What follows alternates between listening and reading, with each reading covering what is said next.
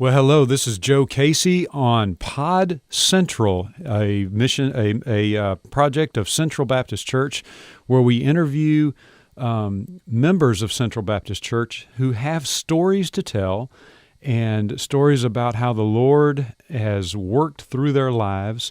And they're just great stories. And really what it affords people at Central Baptist a chance to do is to get to know each other in a meaningful way, because we can't talk to 500 or 600 people about meaningful things, but we can listen to that story via a podcast. And so here we are today and listening, and I've got in the studio today Frank Goodson. I'll give you a little bit of a primer on Frank. Frank's been a long-time member of Central Baptist, and I've had the pleasure of serving with Frank on the pastor search committee recently that brought Dr. Darren Wood to Central Baptist.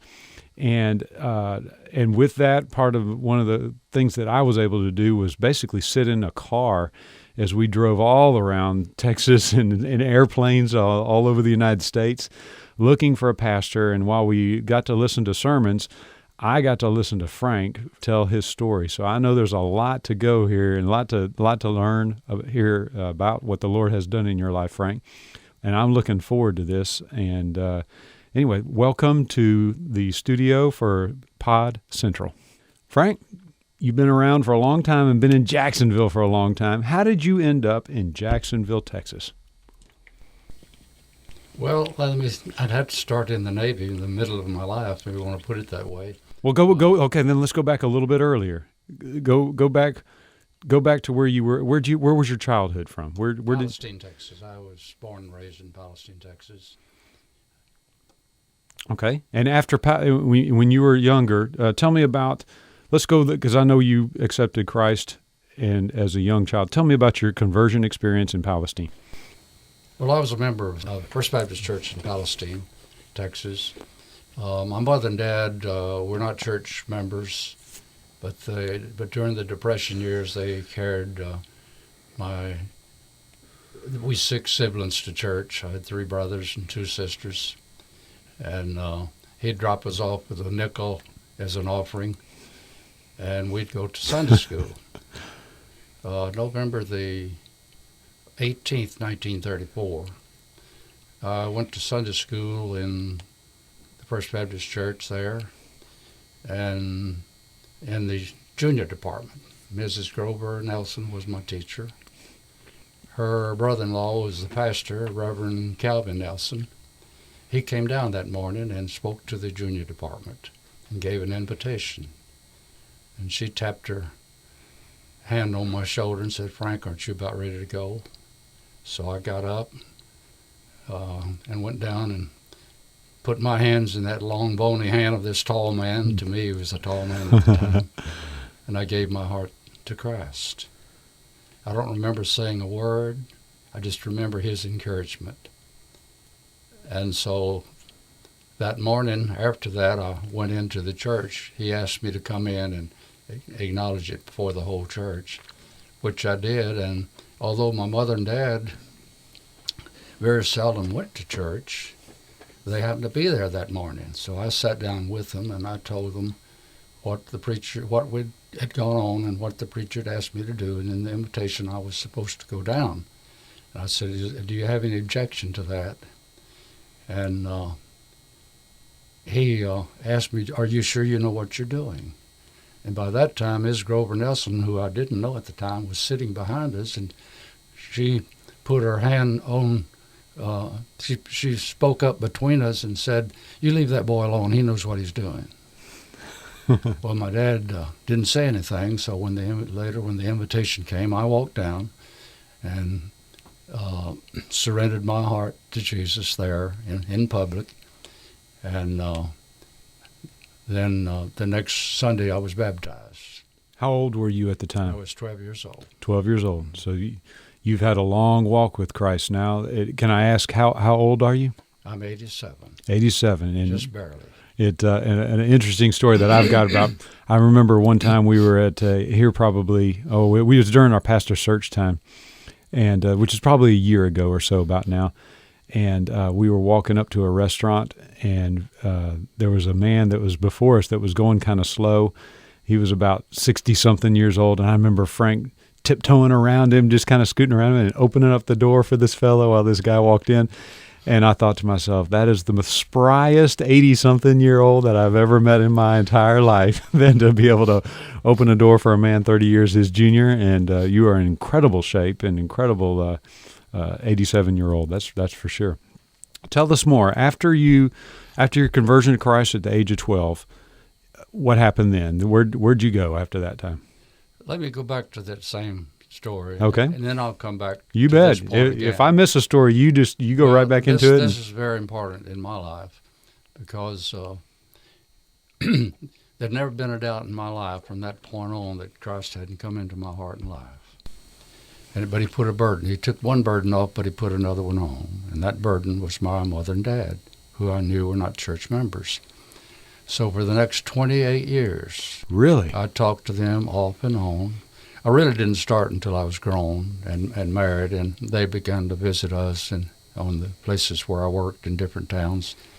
And I'd talk to my dad and just got nowhere with him.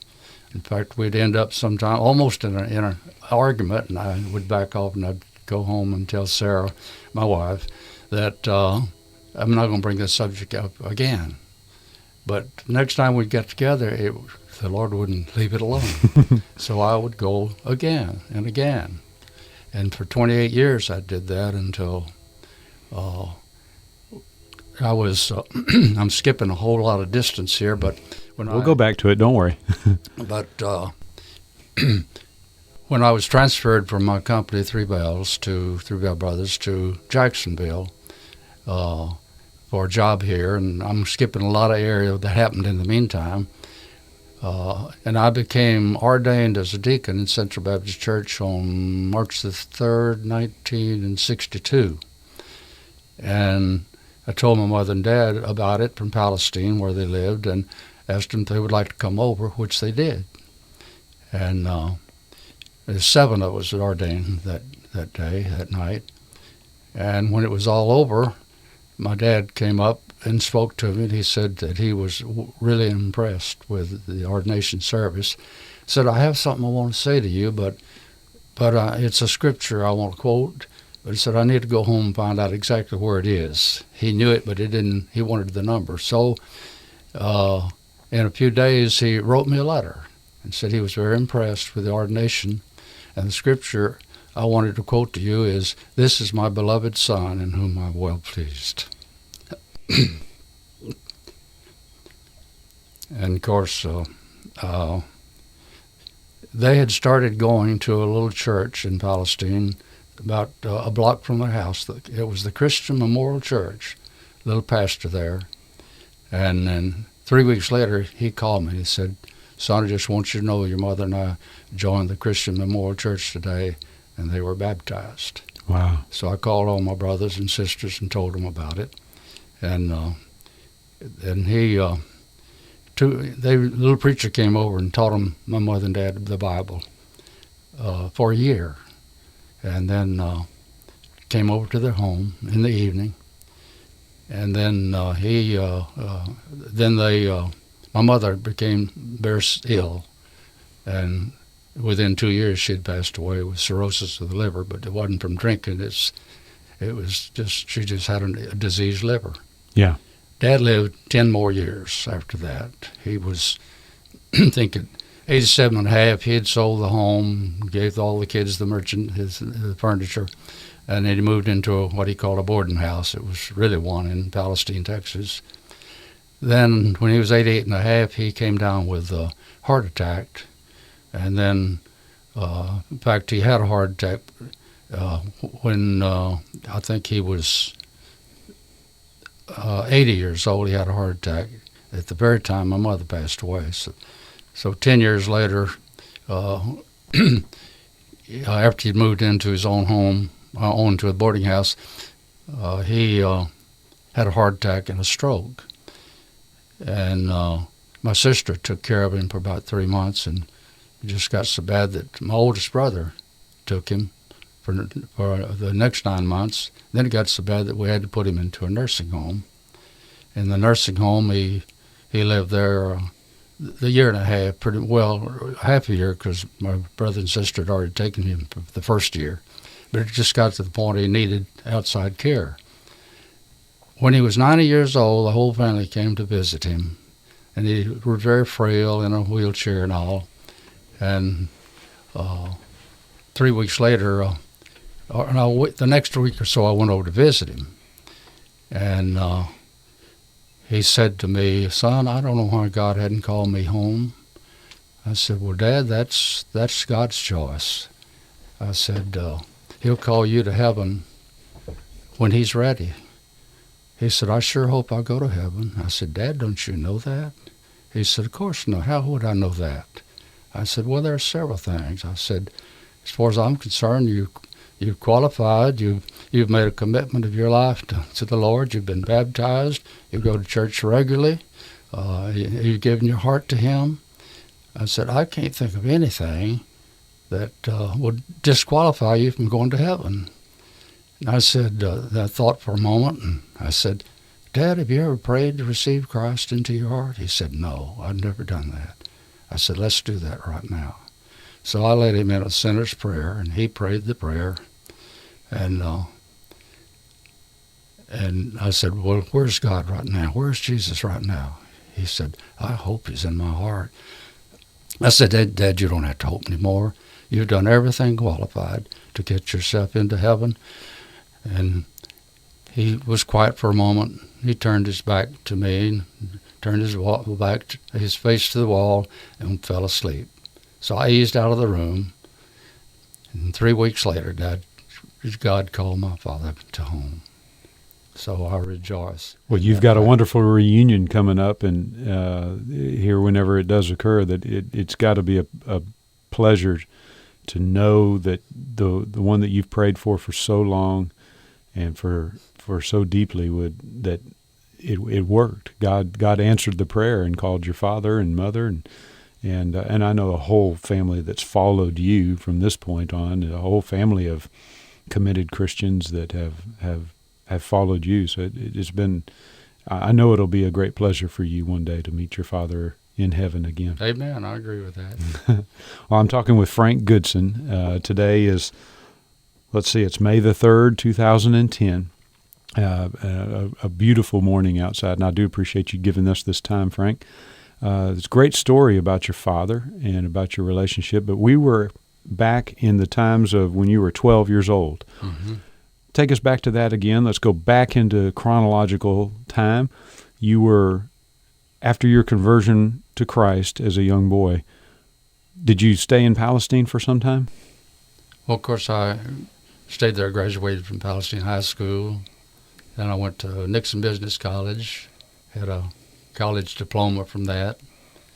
And then I had a job with the U.S. Engineers in Victoria, Texas, where I did clerical work while they were building. The U.S. Engineers were building an airfield there in Victoria. Yes. And I stayed there for a short period of time, and then a job came open in Palestine with the Missouri Pacific Railroad doing the same thing there that I was doing in Victoria, only paid a little more. So I had two uncles working there. They tipped me off that there was a job available, so I came back, applied, got the job, and I worked there until the war broke out in December 7th, 1941, and World War II came out.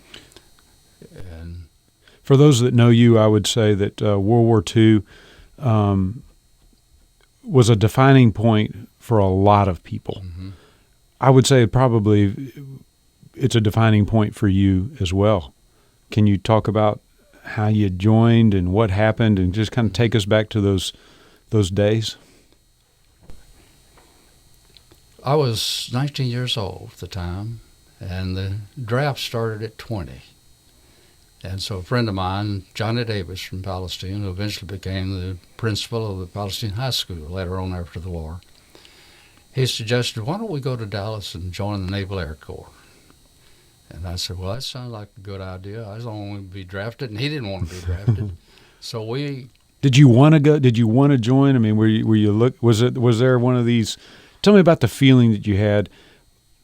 at the time? Is it, hey, I want to go get in the fight, or what was the feeling at the time? We all wanted to serve our country at that time.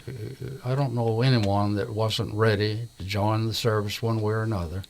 All the young men that I grew up with, went to school with, were all in the same boat, and they just took a different road.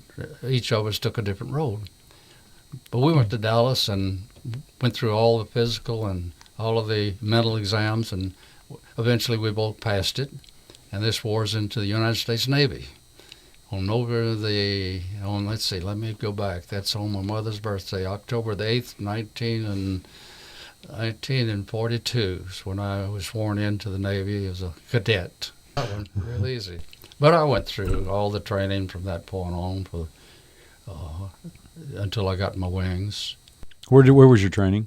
I'm an aviator as well, so this is a part that's kind of interesting to me. An interesting thing, the first thing they did was send me to Jacksonville, Texas for civilian pilot training. Now, was this through Lon Morris College? Yes, that was right. I was the second group that went through Lon Morris College, and I think Mr. Phillips, Windmill Phillips we called him, was the instructor at the college, and a fellow, I forget the fellow's name that ran the little Cubs we flew out there at Love Field. There's a Love Field in Jacksonville. Did you know that? Yes, I did. It's a grass strip. So we went out. We'd have ground school. Was it Piper Cubs? Piper Cubs. Right. Really? Mm-hmm. In fact, I nosed one over and messed up a prop one time on me. And I came in and landed after I'd soloed, and I told them, well, my brake's sliding. Yeah, that's the way I'd play it, they said. And so I didn't learn until after the war, when a friend brought that propeller to me, and I still have it today. And then they told me, said they put a new propeller on it, and had an instructor took it off and came back and landed. His brakes stuck on him, and he nosed it over. But they never told me. They just said, well, you didn't hold your tail down, you let the wind get up, and you nosed over. Yeah. Anyway, I spent 2 months here in training. Then went to the University of Texas for 2 months. So hold on. Let me stop you there, because when you were here in Jacksonville, you met somebody. Oh, yes. Okay, go through that story. I want to hear that story. Well, a couple of us cadets went to a football game here in Jacksonville at the Tomato Bowl. At the Tomato Bowl, okay. Right. Lufkin, Jackson was playing Lufkin. Now, I don't know who won that game. Because you weren't watching the game, were you? But I think it was three cadets, and we looked up in the stands, and there were I'll guess three pretty little girls sitting up there, so we just happened to sit right behind them. And just happened to, that's huh? Right. And I had I think Sarah Ellen Bell was one of those young ladies, a little blonde-headed, pretty little girl, and I was sitting right behind her, and they got real excited one time, and they threw up their hands, and I grabbed her hand. She had a keychain and that with a skeleton head on it. Well, I had a keychain with a skeleton head, so we introduced our skeleton heads, and that's how we got started together. We met each other. However, we never dated while I was there, and I'd called her a couple of times. And she had a boyfriend, and I had a girlfriend in Palestine. She had a boyfriend, so it wasn't just an automatic situation. And so I got my orders after I went back home after, what do you call it? It was in pre-flight school. It was, can't think of what we called it we were in. It was... Before, like, basic flight training? Yeah, it was civilian pilot training. Oh, get it okay. Right. Civilian. We didn't have a uniform at that time. But then I went to the University of Texas. But before I got my orders, I'd been 3 months there, and I'd been home a week or two and got my orders to go there. And, of course, I dated a lot of young ladies over in Palestine, but it was on a Saturday when I got my orders to report on Monday at the University of Texas. There I was without a date, so I called all the girls in Palestine. I knew they all had dates, so I thought about Sarah. So I drove back over to Jacksonville, and drove up to her home, knocked on the door, and her mother said, well, she's not here. She went to Kilgore with some friends, and I'm not sure when she'll be back. So I came back to downtown Jacksonville to eat supper, and all of a sudden this car come wheeling around the corner, and there was Sarah in there. So I flagged her down and got a date for that night. So she went over we went, and took her to Palestine. And the first thing she said, "Who am I supposed to make jealous?" And I said, "Oh, we won't talk about that." Anyway, I met Johnny Davis, the same fellow that we joined the Navy together. He had a date, and he's in his car, and we ended up in my car. And they said, "Well, we're going to the midnight show in Palestine." I said, "Well, if we're going to take Sarah back, why don't we go back to Jacksonville and go to the movie there," which we did. And so there's a little story there. I guess shouldn't get into that one. But when I did get a date with Sarah, I made a date with a girl out at the Lon Morris College. And then I had to break that date and told her I had to go back to Palestine, which was a half-truth, because we did go back to Palestine. But then when they came back to Jacksonville to go to the movie, and we walked into the movie, guess who I stumbled over getting to our seat? The young lady I broke the date with. No. Anyway, that got Sarah and I started. And from there, of course, I went to the. So Sarah stayed at home in Jacksonville, Yes. And you launched off to University of Texas at where? Austin? Austin. And for what? What happened there? 2 months of ground school. Okay. It was all ground school. Aviation ground school, Right. Naval Aviation ground school. Theory of flight and a little bit of navigation, a lot of things that go with aviation. Then we were transferred to the University of Georgia for 3 months with all kinds of ground school as well as athletics. We did all kinds of athletics: football, basketball, wrestling. It had 2 weeks of every sport you could think of for 3 months.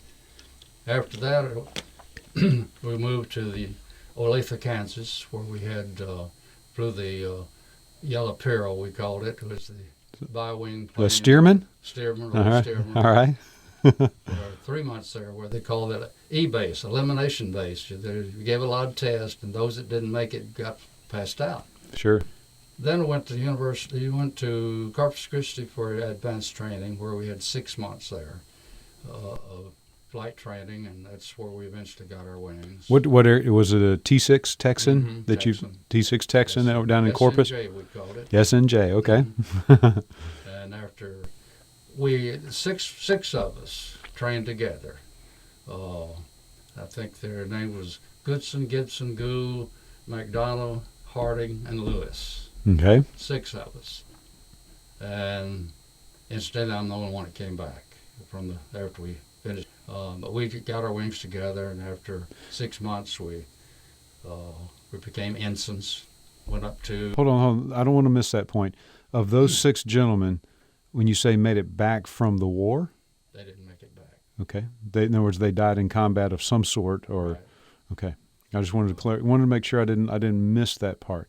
Okay, but we're not there yet. We're not in combat yet. We're still flying. Right. We're still training. You're still Well, training. From there, we went to Sanford, Florida for 2 months of what they called advanced flight in order to go into the fleet as day fighters. At that point, we were day fighters. That's where 2 of the gentlemen that I just spoke were killed on 2 separate occasions. I think it was Hardigan first was killed on a night flight, went out over the ocean, never came back. They later discovered his crashed in the water and his body washed ashore. About a week later, McDonough was flying with Woods, George Wood, and they were flying wing, and they changed leadership. McDonough was a smoker, and he wanted to smoke, so he gave the lead to George Lewis. I'm sorry, not Wood. George Wood happened to have been our instructor, and so this was George Lewis. Anyway, he never knew what happened to him, but time we got back to the base, a report came in that the plane had crashed about 30 miles away, so we all rushed out there, and sure enough, it was McDonough. We never knew what really happened, but he didn't come back. Back in those days, combat was dangerous, but so was training. I mean, That's right. your office moves around at a pretty fast clip. And in those days, navigation aids weren't just highly technological, and spatial disorientation, nighttime stuff. Y'all are just learning how to land and take off of boats. I mean, it was not the safest thing in the world to be doing. One of the may I back up a moment? Please. One of the strangest things that ever happened in my life. It's going to be hard for you to believe this. It's hard for me to believe it. Before we got our wings, Wayne Harden and I, Wayne Hardigan and myself, had just finished our hop training, and we'd go into the base to see a movie, I remember. And on the way, he had just flown with George Lewis, and he said, "Oh, Lewis is going to kill somebody one of these days, the way he's so reckless." And I said, "Oh, that's just George, don't pay attention to that." He said, "Well," he said, "3 of us are not going to come back when this war is over." I said, "Don't talk that way to me, Wayne. Who are those 3? Now that you brought it up," he said, "Well, I don't want to say, because if I did, it got back to them, that wouldn't make them feel very good." Well, so goodness sakes, am I going to be one of them? He said, "No, you're not going to be one." But he pointed and said, "But I will." And I just kind of put it in the back. Of course, he was the first to die. And I just lived with that for a while until McDonough was killed. And then when, at that point at Sanford, Florida, Dick Gould, Charles Gibson and I volunteered to go into night flying. So, and George Lewis went into day fighting. So we 3 went to Vero Beach, Florida for night training for 2 months, and then up to Quonset Point, Rhode Island for 6 months. And we trained there, all kinds of training for night aviation, radar, the shooting match. And after 6 months, the fleet was beginning to call the night fighters into service. Well, our squadron that we were working with had just so many they could take. And by ironic as it is, since it's Gibson came before Goodson alphabetically, they called right up to Gibson, and he went out with the fleet, left Gould and I there, and they transferred us to Hawaii for 2 months. Well, Gibson went on to, before they left, I remember calling Gibson and Gould together, and I told them the story about Wayne Hart and what he'd said. I said, "Now 2 have already gone. There's still 1 more out there that's, if he's right." I said, "I don't say that to scare you. I'm just telling you to be careful." And so, anyway, I remember Gibson flying off that day, and I'd said a little prayer for him, because Gould and I remained.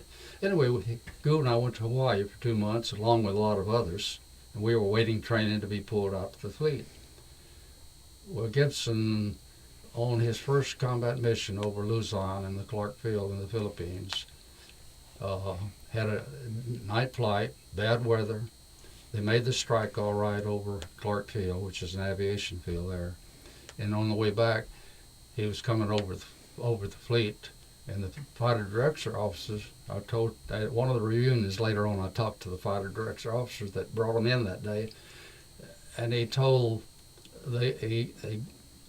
he gave them instructions. They were coming right over the fleet, so he gave them an easterly direction to go around the fleet so they wouldn't shoot at them.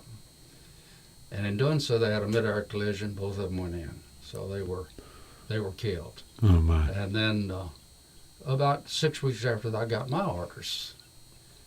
And Gould got his. He went to one ship. I ended up with 2 other fellows I didn't know, Perkins and West, and we flew together all the way from. Let's see, I think went Johnson Island, Kwajalein, Saipan, Tinian, and Guam, and then over to the fleet, which was in Ulithi, in the I forget the chain of islands there, out of Guam. Anyway, they put me on the ship, the USS Enterprise. Gave me the room that Gibson, my former roommate, was in that room. His name was still on the locker. I actually replaced my roommate. Goodness. 6 months. He and I had roomed together, and Corpus Christi and Sanford, Florida, even up into almost a year. We had roommate together. Good Catholic boy, always dropped on his knees every night and prayed to the Lord. But anyway, that was a strange coincidence that happened. I bet it was, because there was a lot of aviators back then. I mean, there was a need for pilots. No one knew how long the war was going to go on, and so there's thousands of pilots, and for you to replace him on that ship, because there was several aircraft carriers back then that could have been. Right. So I served on both the Yorktown and the Enterprise. Enterprise was our main ship.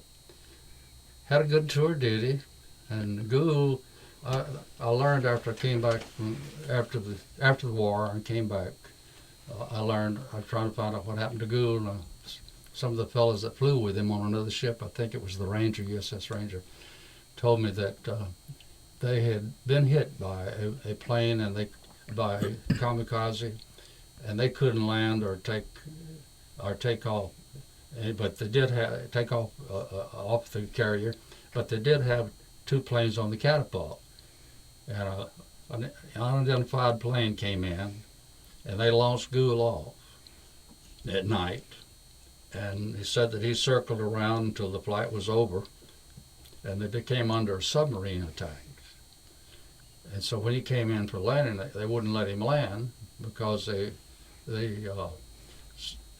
so they said that, as I understand it, and I can't verify this, but I got this from word of mouth of other people, that he tried to land by the water and got out in his lifeboat, and the captain of the ship would not pick him up because they were he didn't want to jeopardize 3,000 men to save one, so they just went on their way. That's the last I've heard of. wow.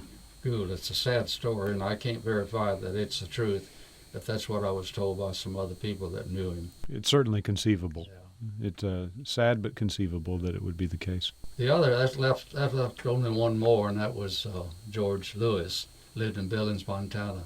Never did find out what happened. But when I was promoted to full lieutenant, or lieutenant senior grade, 5 years later, I knew all the serial numbers of these fellows, and my number was the only one there. So I knew that 5 years later he didn't exist.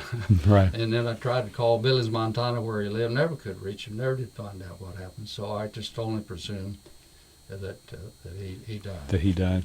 That's pretty well my military story. Now, what else do you want to know? Well, no. I want to flesh out just a little bit more inside that military story, if you don't mind. Let's go back, because you were in Hawaii, and then you were assigned to the USS Enterprise. Mm-hmm. Can you? After 2 months, sure. Yeah, and how long were you on the USS Enterprise? Oh, it was out of 6 months tour duty, I'd say 4 of them, 4 months there. Okay, and what aircraft did you fly on the USS Enterprise? Hellcat. The Hellcat. F6F Grumman Hellcat. All right, now I'm a pilot, so this is the part that I like. So I want to flesh this out just a little bit more. Tell us what a typical day for a Hellcat pilot in World War II in the Pacific, and for you it was probably not a day, it was probably a night. Mm-hmm. Tell us about that. Tell us what I'm interested in hearing what it's like. Well, aircraft carrier, even then, a pretty good sized ship. Yes. It held 3,000 people on it. Right. And hundreds of airplanes and decks below. That's right. We had 2 squadrons. We had a torpedo bomber squadron, and we had a night fighter squadron, which about 72 pilots, 36 in each squadron, approximately. And we had duty. We flew some days. We had some day flights, but primarily our job was to protect the fleet. So they'd send us up at night. Usually we'd fly 4-hour hops, we called it, and we'd circling one way or the other, one east or west of the carrier, and just wait for any unidentified plane that came in. And once we were on constant radio contact and constant radar. The ship carried their radar went out about 50 miles or 100 miles in circumference, and we had a little scope about 5 miles on our plane. A radar on board? Wow. Yeah. But it only cover 5 miles, nautical miles. And it had two two grades, 5 miles and 1 mile. The 5-mile scale, the ship would put us, if an unidentified plane came in, they'd put us on the tail of that plane, and they'd tell us about the speed. We'd just slowly come in behind the plane.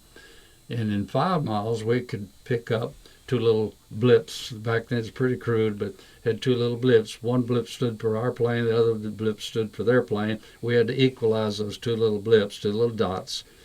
And then we'd go through a 1 mile scale, flip to a 1 mile scale, and a little dot in the center of that plane would start growing wings. And when it went out to cut some goalposts, we called them, reached the goalposts, you were in 300 feet of the plane without even seeing them. You knew they were there, but we couldn't shoot at anything until we could identify it. First you had to see them, and then you had to identify it. Once we identified it, the ship would give us permission to fire or not.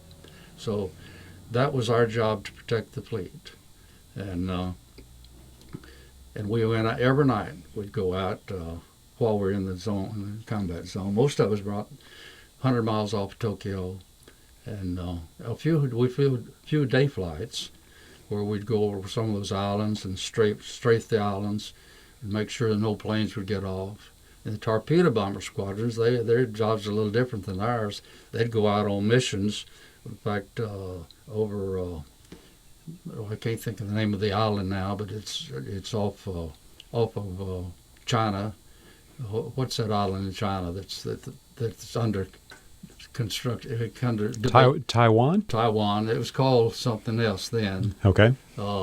Taiwan. They ran bombing trips over in that area, making sure that dropping bombs on their airfield. And they also had some in Kyushu and Okinawa, all those in Guam. They did a lot of bombing, where we did pretty much strafing or night fighting. Most of the daytime we'd go out on a day flight just to make sure no planes would get off the ground. We'd keep them on the ground. Sure. And then they'd come out at night hunting for us, dropping flares, trying to fly in the fleet, and we'd have to go get them. So that was our job. Now, did you? The Hellcat is a fighter aircraft. Right. Did you do more strafing, or did you do more where it's dogfighting? No, there was no dogfighting at night because you just couldn't keep them on the radar screen. And now the day fighters got into that, but we didn't fly many day flights. The other carriers, we were the only 100% night fighter carrier. All the other ships had a contingency of night fighters aboard, and say like 6. They'd have about 6, because I was transferred to the Yorktown for about 30 days when the Enterprise went in for repairs, and then they called me back. But on that ship, they only had 6 night fighters and 6 night planes that qualified. So a fellow by the name of Krychek and I were transferred over to Yorktown for this 30 days till the Enterprise came back for repairs. And it was on that ship that the day fighters went out, had all kinds of dogfights and everything. They had a lot of aces on that plane. I think there's 6 of them, 4 of them on there together shot on 50 aircraft. And anyway, we were there flying nights. One night on the Yorktown, I went up. I was on the catapult, ready to go, and they couldn't get my radar to work. And so they called the radar man. Well, the captain stayed there a long time, and there was aircraft out there, Japanese planes, and he got a little impatient with my plane, and because they couldn't get the radar, they ordered me off. So they pulled me off and put another fellow on there. John Orr, O-R-R, I'd trained with him, graduated together. He took my place and went up, put him on the tail of 3 Japanese Betty, twin-engine Bettys, and a Jake. He shot all 3 of them down, the Jake got away. And in the meantime, I'd gone to bed. And all I got was a good night. Well, we should say that he got the Navy Cross for it. He'd already shot down 3, so he became an ace overnight. And he got, as I said, the Navy Cross and all of it. It was a good night's sleep. And I didn't miss my sleep at all. And I never regretted that. I always thought, well, one of those tail gunners could have shot me down too. So you never know. You never know. But he did a marvelous job. But that was, they had a lot of aces on that ship. In fact, a friend of mine lived in Port Arthur, was on that ship as a day fighter. We became good friends after the war when I moved to Port Arthur. And he'd shot down one plane, but a lot of those other fellas in there, I think that ship, they had one man shot down 23, another one shot down 24, and these others, these four shot down 50. So they really shot down a lot of planes. Did you count flight hours, or did you count sorties or flights? We had 4-hour flights. How many of these did you do? Was it pretty much every day for a while that you're flying, or every night that you're flying? Every time I was in the combat zone, yes. Sometimes we'd go in for a few days at Ulysses Lagoon for repairs or for a time of rest. In fact, we spent a week there one time. There's a little old island called Falalap Island. Had a 1,000-yard strip. And I remember that they shot me off catapult, anchored, no wind. They shot first time they shot off the catapult on an aircraft carrier with no wind and no speed, no forward movement at all to help out. And I had to land over on this little, and not only me but 2 or 3 others. We took some planes over to do some combat missions. While we were there, we flew some combat missions off that little island. But they said, be sure to put your tail on the first part of that runway, or you'll run off the other ends. Of course, we were carrier pilots, so we didn't have any problem with that. Yeah, so, you could hit a mark if you need to. We put it right down and slow it down pretty good. But that was interesting. So we did have some relaxing times. But before I leave this time, can you think of any story? Do you remember a time where you truly feared for your life? In other words, where you thought the bad guys are near and I'm in a pickle? Yes, I guess there was one time on a combat mission. There was 4 of us flying together at night, and my engine cut out on me. And I thought at first I'd been shot at because its sparks flew everywhere, and and that unnerved me, especially we were out there 200 miles from the ship. That's putting it mildly. And it cut out on me again. And so by the time we got our mission over with, and I forgot what the mission was, I remember we strafed an airfield, let's see, I think it was Kakaya, a little island called Kakaya. I was on Lieutenant, I think his name was Nichols, Lieutenant Nichols, and I was flying wing on him, and we strafed a little island down there, and the report came back later on. He reported that we knocked out a tower, radio tower, and that's what it was in his report. I read that later on. I don't remember doing that. I went down, and I remember, but I didn't fire at anything. But he said he's Goodson and I knocked out this tower. Well, he did it. I said it. I don't ever remember it. But anyway, on the way back, my engine cut out again. I made up my mind I was going to land on that carrier the first time around, and and so I came around for my landing, and there was this fellow waving me off. This is something I never tell. But I rolled that old wing over and I popped it around and caught that first, when I hit that cable, stopped just like that, blew out a tire. And of course that's court-martial offense. Yeah. To do that. He's not supposed to take a wave off. Well, when I went to the ready room, I knew I was getting it, and the landing signal officer came in and, who is flying such and such? And I raised my hand. He says, man, that was, you endangered this whole ship. We were parking planes on the bow, and if you'd have gone up there, you'd have taken them and you over the side. Yes, sir. Yes, sir. As far as I'm concerned, you're through. I said, okay, that's fine. I'd blown out a tire, and I felt bad, but I didn't tell him. I said, well, my engine cut out on me 3 times. I didn't know whether I could make it around. They ignored that. And anyway, the irony of it, they let me fly day flights. He grounded me for 2 weeks. One day he walked into my room and he said, called me by name and said, I'll tell you what, if you promise me you'll never do that again, this thing won't go any further. I said, I promise. And I dropped it, and they put me back flying. But he was you see, all landing signal officers have to be a pilot themselves. So I guess he knew what I was talking about. That's the only time that I was really scared. I didn't want to land in that water, and I didn't know whether that engine, if I went around again, I didn't know whether that engine was going to stay with me or not. Well, listen, I've been in an airplane where I've lost an engine, and it was bright, sunny day with blue sky, and that was one of the most scary days of my life. I couldn't imagine being in a combat zone at night, over water, blackout operations on the airplane, on the carrier and on the airplane.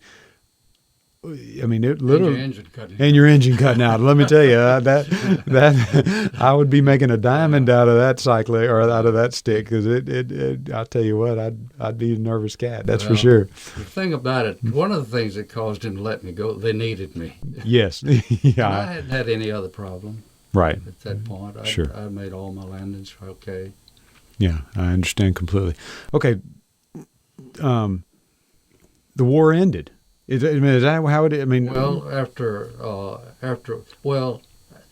the reason I got to come home a little earlier than normal is that let's see, I think it was on about May the 14th.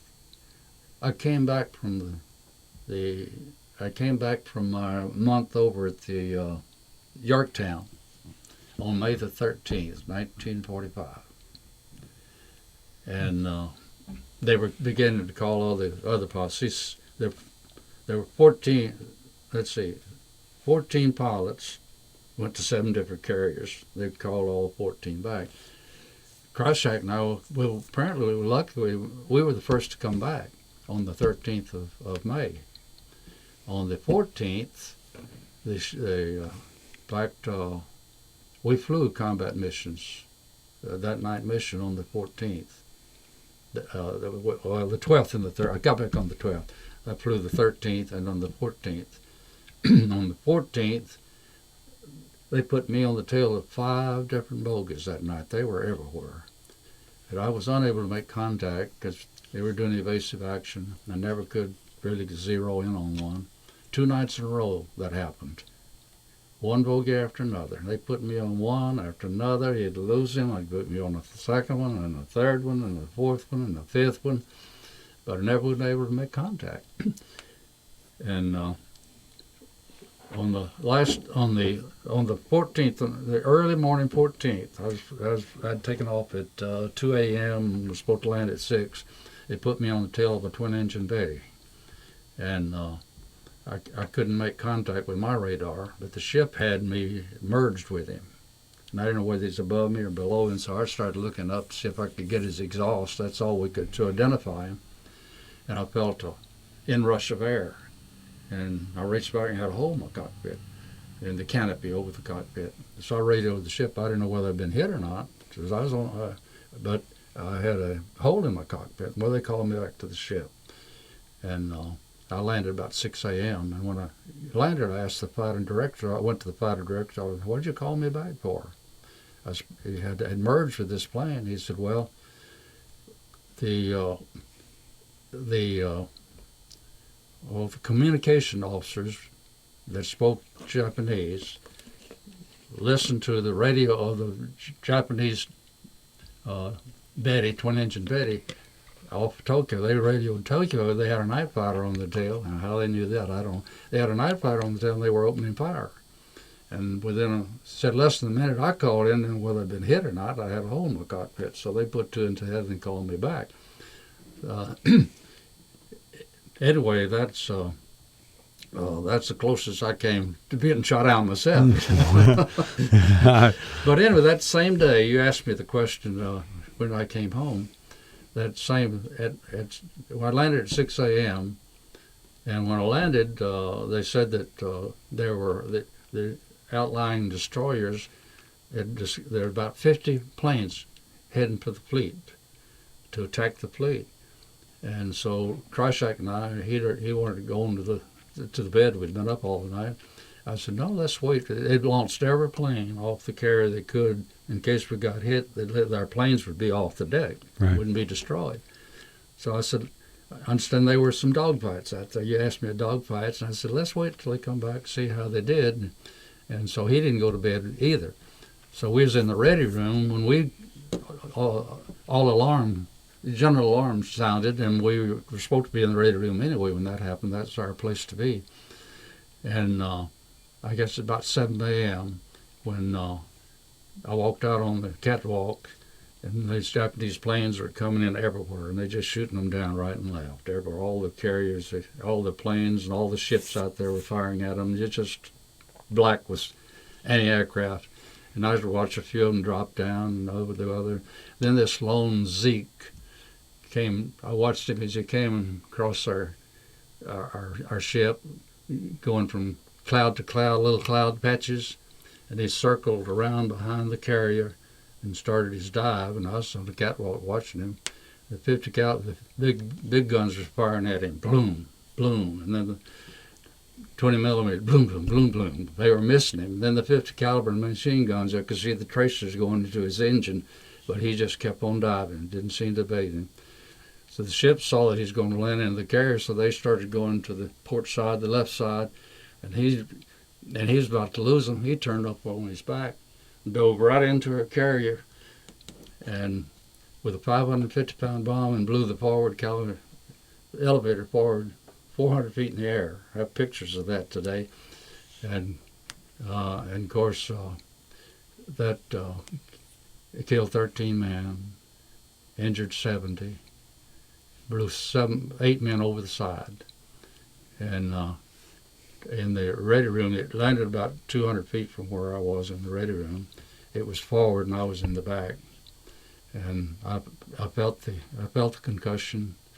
Every plane that we had in the hangar, like a tin can, you take the air out of the fuselage, you had to throw all those over the side. We didn't have any planes left. And the 2 planes that Kryshak and I landed was up on the catapults. And I have pictures of those where they just tore them all to pieces, and they just dumped them over the side when it was over. We were burning for several hours, and they got everything tacked down, and we couldn't land planes and we couldn't launch any, so they said, we all cheered and said, we're going home. So that's how I got And that's how you got to go home. That's how I got to home. They had to wait and get all those pilots that were out on other carriers that belonged there. They brought all those in, and they had to bring them in on a destroyer, and then they'd carry them over on a buoy. Yeah. I rode a buoy one time coming from one of the carriers to the other. So that's when I got to go home. So the ship was hurt. The ship got to go home, and so you landed, I guess, in San Diego or somewhere, or where? We went back to Hawaii first of all, and then we ended up at Seattle, Washington, and that's where they disembarked us there, and gave us new orders, and I flew home. That's when we got married with Sarah. Hold on, you jumped way out. I wanted to say, because this has always been an interesting part to me. So we're going to slow down here just for a minute, because you got back home to Palestine, correct? That's right. All right. Now I'd call my mother and dad as soon as I hit Seattle when I could get ashore. And when you say you're coming home, are you coming home for leave, or are you coming home because they dismissed you from the Army or from the Navy? I wasn't out. The war wasn't over. Right. So, they interrogated all of us to see what we would be doing afterwards, and they interviewed each one of us. When it got to me, they said, "Well, we know you want to go back as a night fighter," and I said, "No, I want day fighters this time." They said, "Well, we don't have any opening day fighters. We need you as a night fighter." I said, "Well, I understand you need landing signal officers training." They said, "Oh, you're interested in that?" A fellow tipped me off on that before we went in there, so they, "Oh, yeah, we'll sign you up for it." So I had a 30-day leave to go to Jacksonville, Florida, but I had to go first to Palestine. I had 30 days. That's when Sarah and I had our date. We'd written for 2 years and 7 months. That's most of our But you hadn't contact. seen her for 2 years and 7 months. Well, I'd see her when I go from base to base. We'd get usually a little traveling time between bases. Sometimes they give you a week, sometimes a few days, and we would date in those times. So like between Corpus Christi and going over to Florida, you'd stop off in Palestine or Jacksonville and spend a day or two and court Sarah. And Yes, we'd have. I don't guess we had more than half a dozen dates during the 2.5 years, 2.7 years she's called it. And so I proposed to her, and shortly after we got there, and I was ready to get married right then. I only had 30 days. She said, "We can't do that. We've got to make plans." And so I had to stall me off for about 3 weeks of the 4 I had. I think I had 9 days left when I took my bride to Jacksonville, from Jacksonville, Texas to Jacksonville, Florida. So anyway, that's where we got hooked up. wow. Okay, so when you got to Jacksonville, Florida, it wasn't long before the war ended and you That's were right. out. I got home in June when I got back to the States. The war ended in August. And then in October, I got out of the service altogether. Okay. All right, I'm here with Frank Goodson. The war years are over, and he's married, and he's back in Jacksonville. Or no, you're not back here. Are you back in Jacksonville yet? Or are you back in Palestine? Well, I went to Palestine. Okay. What happened now? Because you're no longer in the military. You're a civilian trying to make a living. We visited with her folks when we came back and drove over to Palestine. My job was still open at the Missouri Pacific Railroad Company, where I had left. They'd held the job for me. So we rented a little apartment. It was the top floor of a two-story house, and we were making our home there. And I was to I took a little time off, 2 or 3 weeks, and then I was going to take my job there. And her father came over with Earl Shank one day and stopped outside the little apartment and said they wanted to talk to me. And Ms. Bell went upstairs and talked to Sarah, and they visited. And Mr. Bell asked me if I'd ever thought about going to work for Bell's. I said, no, not really. I've been making some plans for other things I had here. And he said, well, what about thinking about it? I said, well, what kind of future would I have? I asked him about it, and so then he began to tell me about some of the managers and how they were doing and what kind of money they made. And he got my interest in a hurry. And I finally, I'd be interested in going to work for Bell's. So he said, I said, where should I go? He said, well, we have an opening in Palestine right now, and we have one in Lufkin. I said, well, which one would I do the best at? And he said, Lufkin. I said, that's what it'll be. So we packed up all our belongings the next Monday, and we drove to Lufkin. So I started my career with Bell's at Lufkin, Texas, as a salesman. In 6 months, they sent me to Port Arthur. As a salesman for suits? Bell's. Well, I was in the men's department. Okay. That's a general department store, so it Right. was everything. I was just a salesman on the floor selling men's shirts and suits and whatever men wear. And after 6 months there, they transferred me to Port Arthur, which was at that time the number one store in the chain, volume store in the chain. That's where, under Gilbert Anderson, my manager, taught me the business for the next 4 years. I was there, came up through the ranks, became assistant manager, and head of the men's department first, and then assistant manager, and then incidentally, the only thing I'll brag about is I was the number 2 salesman in the chain in 1947. There you go. And in 1940, let's see, I think it was 1948. Let me think about that a minute. The Palestine store came open. They needed a manager. Yes. So after 4 years, they assigned me to Palestine, and I went there as manager, ran that store for 2 years. And then the Port Arthur manager wanted to retire, and they talked him out. I said, we want you to he didn't want to go to Henderson, his home, raise cattle. Don't you, Mr. Bell, wouldn't let him retire. I said, we're going the manager of Henderson is being transferred to another town anyway.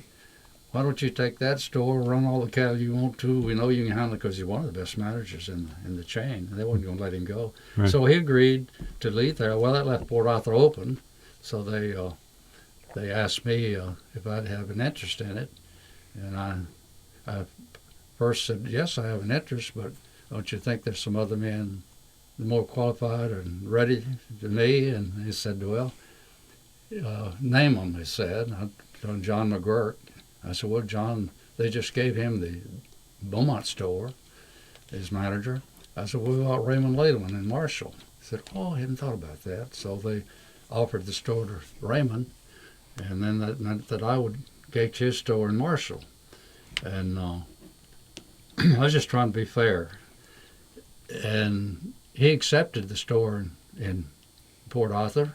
And I was over. He started looking at Mr. Gilbert Anderson's home in Port Arthur, and I was looking at his home in Marshall. When there was a Nickel Brothers chain in Shreveport. They had a chain of stores in Shreveport, in Louisiana, called the Nickel Brothers chain, and he passed away and left 5 stores to his son and 5 to his wife, and she wanted to sell her 5. And so Raymond Lehman got wind of it, and he came to Mr. Bell and says, that's too much for me to handle. Won't you, John, go with me? He said, well, under one condition, let's pick out 10 other men and managers and see if they have an interest, and the 12 of us will buy it. So fortunately, they invited Tom Dean and Earl Shank and I, along with Raymond's son and other managers, and we all put up the money and bought those 5 stores. So I ended up going to Port Arthur then, and Raymond went over to head up this new chain. So that's the story of that. So that, folks, 5 stores grew to be 75 stores. Goodness. When we sold it. So wow. So that put you in Beaumont, or it put you in Port Arthur. When did you come back to Jacksonville? What year? I came back in 1957. The number 1 store. I had 1951, about the middle of 51, all of 52, best bonus year I ever had. And in 53, 53 in September 1953, a communist union came down from New York, invited down by the all workers unions. There's a story behind why they invited them down to organize all the stores in Port Arthur. And they ended up, without our knowing it, secretly had meetings with a lot of the employees. And I woke up one day and found out that, 14 of the 24 employees I had at the time, it was smaller stores then, had agreed to sign up for the union. So we refused to join them, and they said, well, we're going to throw a picket line if you don't. They made me the Struck stores. We became Struck stores. I happened to be the managers of the Struck stores. I was the chairman or manager, whatever you would call it. So we went through a solid year. They threatened to throw up picket lines if we didn't sign a contract. Well, we were entitled to the NLRB, the National Labor Relations Board. We were entitled to having an election. Well, they were known communists, Osmond, Livingston, and Bush from New York. We found out later on because a fellow from Emberlin came down by Sears and Penny did not get struck, or Woolsworth didn't get struck. The reason they said they didn't strike them because they needed a place for the people in Port Arthur to shop, because they struck 22 merchants at one time. They gave us an ultimatum, the union did, that if these communists, and they were communists, but Emberman came down from New York and spoke to the Qantas Club, which I was a member of, and blasted this communist group and saying that they're from New York, they're well known, they're not interested in anything but the dues, and they'll ruin your town. And of course they came out, followed by the name of Bush, I believe, was in charge, Osmond, Livingston, and Bush. they came out, they was going to sue him for libel. Well, the next day they spoke to the Rotary Club, the same speech, same man, they was going to sue him for libel. The next day they spoke to the Lions Club, same speech, and didn't hear a word out of him again. By that time, the AFL-CIO of the Oil Workers Union found out they realized they were communists, they were in trouble, so they got them out of there and put the AFL in charge, and the thing stalemated. But in the meantime, they thrown a picket line just before Christmas in 1953, and I lived behind the picket line for over a year. It took 13 and a half months to be exact before it finally settled, and the only way it settled, they said if we'd take one employee back, then they'd pull off the picket lines with the promise we'd take all the others back, and eventually we agreed. We took one back. They pulled off the picket line, and then after Easter came, before Easter, they wanted to take all the rest of them back. Well, no, our best business hadn't come back. I took the number one store to the top to the bottom. It was the bottom store in the chain after the year and a half. It never did come back. I tried for 5 years to get it back after that. Never did come back. So they finally transferred. I asked for a transfer to Austin. They're opening 2 new stores there, and I went there and picked the one that they hadn't allowed me to pick the one I wanted. And so to replace me, they tried 2 penny men that turned it down, and they finally got an assistant manager of penny store. He took it. Fellow Palestine boy that I knew, Jim Hill, as a matter of fact. He took it. And meantime, they moved me to Jacksonville to mark merchandise for the 2 new stores, store 39 and store number 40, at that time, that we were going to open as soon as they got the stores finished. And while I was there several months, and John Hicks, who the piece good and home furnishing buyer, went off on a buying trip, came back, had a heart attack, and died.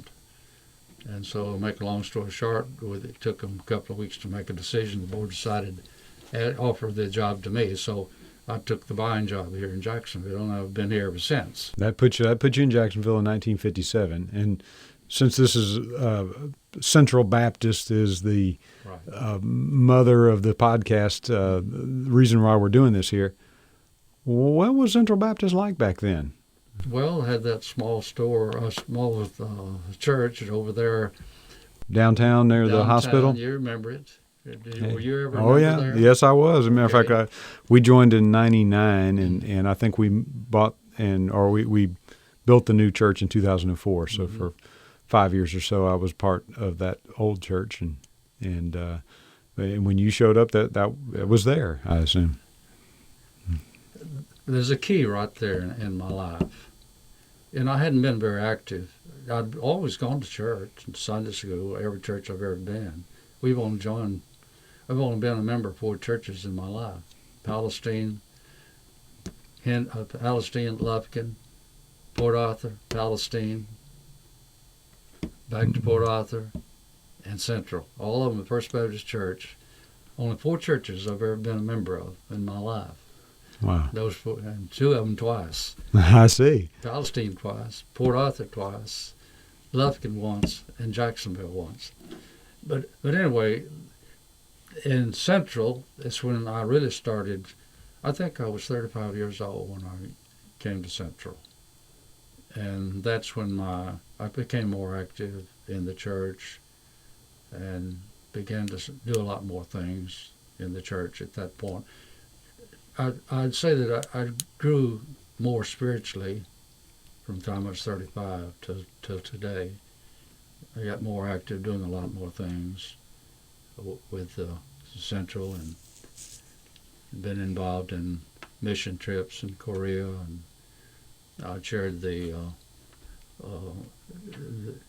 ministry, the Billy Graham film ministry that was in Jacksonville, the old Palace Theater. You probably don't know about it. No. That's where the Garden Thrall, the office for Garden Thrall, the lawyer is, right? Yes. You know where that is? Mm-hmm. Well, that building, if you look at it, it'll look like a theater. It used to be a theater. Well, I think it was Charles Featherston the Billy Graham representative contacted me in my office at Bell's and asked me if I would chair the counselors for the film ministry. And reluctantly I did. He said, I'll teach you how to lead people to Christ and all this. And of course they had this little booklet, Steps to Peace with God, that they used. And so he trained several out of our church and asked me to help recruit them, which we did. So they showed this film ministry in Jacksonville for about 3 or 4 days. And I think the first ministry produced 50 people accepted Christ. 2 years later, they came back again. The same man asked me if I'd go again. So we recruited people, and we'd go they'd show this film, and then he'd have a little talk at the front, and then they'd give an invitation, and people would come down.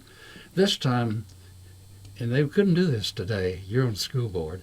He went out and recruited in Rusk, Mount Selman, Bullard, what's west of Natchez, all these small towns. He talked those administrators into busting those kids into the theater after school. Really?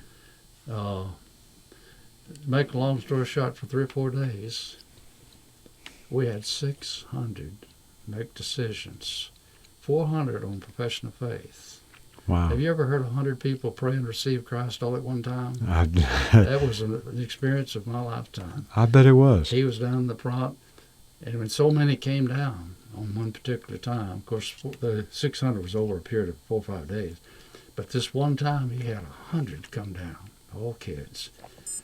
And of course, there wasn't any way of 5 counselors to handle them. He said, "To tell you what we'll do, get some of these place cards, place cards. Yeah, like a little yellow sticky We're type going thing. to turn down, have all sign their name, their church preference on it, and I'm going to get up.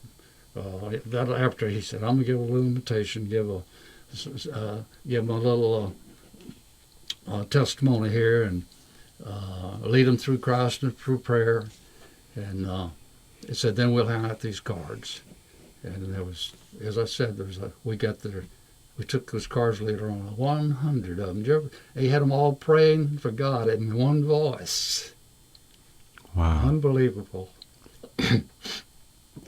Best experience I ever had in my life. One of them. But anyway, then it came in a third time. And this time, Dr. Pesnell's father was working in he was helped Harold Lansford at the time, our pastor. He and I co-chaired the third one, and they had about 50 on that one. So the 600 that we had came out later on. Charles Featherston told me, that's the Billy Graham representative, told me that was the highest per capita results of any film minister had in the nation. Wow. 600 in Wow. 4 or 5 days. That's cool. It's cool to be a part of something like that where the Lord really works and absolutely. Tell me, obviously you had a lot of kids. We're missing a lot of history here. Yeah. But that's okay because we'll be able to get to it sometime. But tell me about Central Baptist and tell me about what it means to you in your life now. In other words, there's not a whole lot of 87-year-olds hanging around Central Baptist. There might be a couple others, but tell me about Central Baptist, and as you look back on, really, well, so if you came here in 1957, you got, what is that, 54 years, something like that? 52, I guess. Somewhere in that ballpark. My math is fuzzy, but my intent is good. Tell me about Central Baptist and what it means to you now as you reflect. From what it was and what it is? Well, the attendance, average attendance hadn't changed a whole lot, even in the in our new building. Our goal was to get up above 800, and we seem to stalemate around 600. It's been that way. Well, we was in the 300 to 400 when I first came in the old church, and I think the high attendance day under John Wooden in time was 780. Our goal was 750, I believe, and we got 780, but we did a lot of work to do that. Right. But that was just a one-time deal. And in the new church, I think when we opened it, I think pretty close to 1,000 people were there. Right. And then it kind of settled down. We crowded 800 a few times, and now it's settled back down around 600, between 500 and 600, right where we've been. So it was a mystery to me whether it's just the size of our city, and we just don't have that big of a pull from the outer banks of our county. We just don't. Spiritually, I think we've grown a lot, but as far as the plant goes, we have a lot of room for a lot of people. Before we start building again, we need at least 800 average attendance. Yeah. Yes, so that's the 80% rule. Remember, we'll hold 1,000. Our building will hold 1,000. So. Yeah. But we do have some needs. So the young people, we have a needs for Goodfellas. We have a need for a parlor and maybe a new Christian Life Center someday in that whole area. It's blocking where we need to put our new one. Right. But I don't know what you'd do in the meantime if you tore it down. But, you really do what with all the land we have and all. We have plenty of room for growth. So there's a lot of potential for our church. Absolutely. Absolutely. Tell me about the senior adult ministry that's going on. You're a part of the senior adult ministry. You're a part of are you still teaching Sunday school? Yes, I've gone up on my 44th year. Goodness sakes. Tell me a little bit about the senior adult ministry and what it means to you. What's it like to be a senior adult at Central Baptist now? Well, I haven't been real active in the ministry per se, but I go to a lot of their meetings and their banquets and all. But I've been so tied up with my Sunday school work that I haven't gotten too involved in some of the other that they meet every Thursday. I haven't been active in that, so I guess I'm the wrong person to ask for that part. Okay, then tell me about Sunday school. What's happening in there? Well, Sunday school, of course, I started out with a young married couple with Dr. Curry, his wife, Catherine, and I organized the first young married couples class. That was back, I was ordained in 1962. I started teaching about 1964. She and I organized the first class there. After a few years, when they moved on, I moved up to Adult 1, and then to Adult 2. I skipped 3 and went to 4, and went to 5. Now they call it 6. But a lot of the same men that started out with me are still there today, plus we've gathered others too. So it's just kind of been a moving deal. I've moved with the age, and they have too. And but we pick up new ones, and we've lost a lot. Been a lot have passed away in these past few years. It's been sad, and yes, it's been joyful at the same time. Sure. Tell me, what would you tell? I guess this is where the history part stops. Speaking to who I would call, Frank Goodson, a pillar of the church, pillar of the community in many ways. What if you were speaking to a young adult or a newly married couple, or even just a young couple, and you were to impart words of wisdom into them, what would be those words? What can you say from your life experience, from this position, looking back, that you would say is a key or the key, or tell me what that would look like in your life. Well, I'd say it's a stepping stone. You have to put first things first, and you have to want to care about people and their needs. One of the most influential men on my life was Mike Gilchrist, an evangelist, came in our church under Dr. Curry, one of the first pastors I had from coming back. In fact, he and I joined the church the same day in 1957. He became the new pastor, and he gave an invitation, and Sarah and I came down and joined, and then he came down and joined at the same time. So we started out and we became good friends. But he invited an evangelist called Mike Gilchrist, a young man about my age. He and I hit it off well because he loved flying, and he knew that our company had a plane, so I managed to get him on a plane to go up to Dallas to pick up some of our buyers when they were coming back from New York. And we became good friends. But he, on one of his sermons one time, he told the story about he was about to get on a plane somewhere to go to another evangelist meeting from one to the other. And he said, what I always do when I get on a plane, he said, I looked up to the Lord and I saluted, Lord, I'm checking in you today. He said, if there's anyone on this plane you want me to witness to, just put them beside me. And he said, when I got on that plane, and I sat down, there wasn't anybody there. So he said, I just relaxed. I said, well, I guess there's not going to be anyone coming in today. He said, but before they took off, a young lady came in and sat on the same row beside me. And he said that we took off and had a little conversation there as we took off. And he said, I noticed she was crying.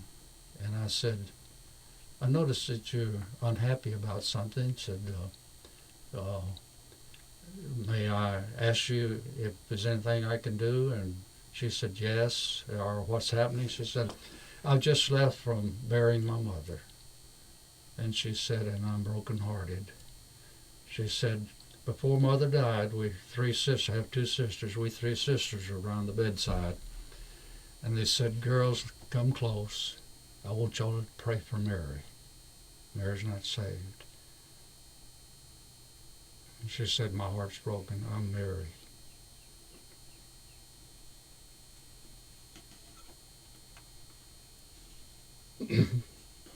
So he said, well, I'm a preacher, I'm an evangelist. I believe I can help you. He said before they landed, she accepted Christ. Well, that impressed me. And I did a lot of traveling with Bells to New York. So I began to salute the Lord and say, Lord, if anybody on this plane you want me to talk to, I'll do it. And I can't tell you how many opportunities I had to speak to people on planes coming and going. Too many to count. Thank the Lord. I asked the Lord one time, let me be a part of leading so many people to Christ that I'll lose count. I don't want to know. And he has.